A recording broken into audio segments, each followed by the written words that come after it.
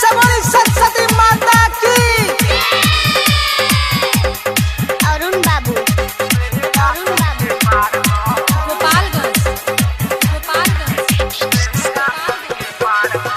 आइल बा परी लोग से हंस पे सवार हो। आइल बा परी लोग से हंस पे सवार हो। माता इशारे देके मंदिर सजाल हो। देखो मोरबा कैसे ले जात हो। अरे के पूजो बेरा सबके पार हो।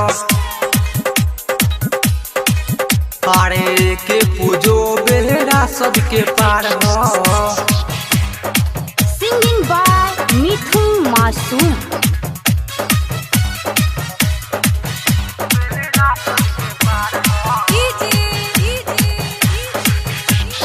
अरुण बाबू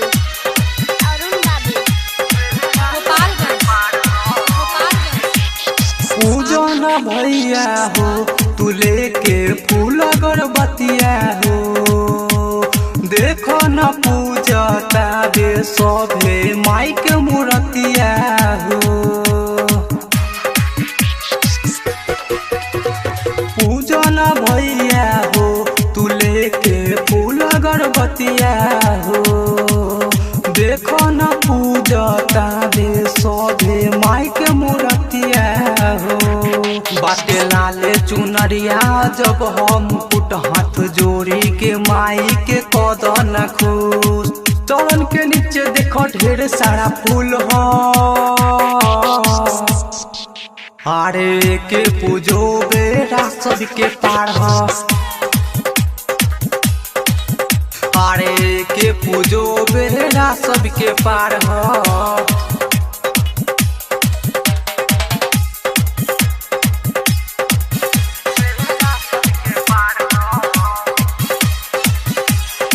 presented by Albina Recording Studio, Simrao.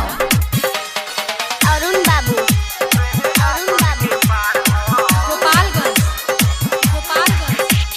Writer पर कस कहे नहीं मिली दोबारा हो। मिथुन मासूम के माई आस कदन पूरा हो। राइटर पर कस कहे नहीं मिली दोबारा हो। मिथुन मासूम के माई आस कदन पूरा हो। देखो मर्जी दीवाना पूजे हरदम माई के भक्ति में रहे हरदम। हसन बारूप लागे माई साक्षात हो। अरे के पूजो बेरा सबके पार हो। अरे के पूजो बेरा सबके पार हो।